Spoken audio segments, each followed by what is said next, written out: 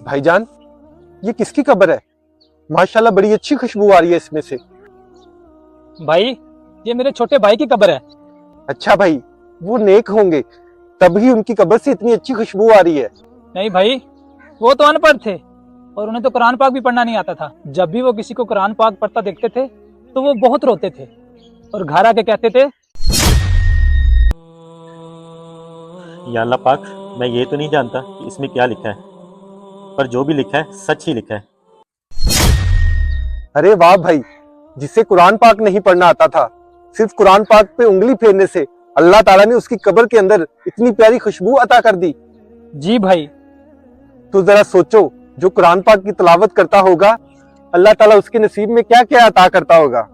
अल्लाह ताला हमें कुरान पढ़ने और उसको समझने की तौफीक अता फरमाए। आमीन। वीडियो को ज़्यादा से ज़्यादा शेयर करें ताकि हर मुसलमान तक पहुंच सके।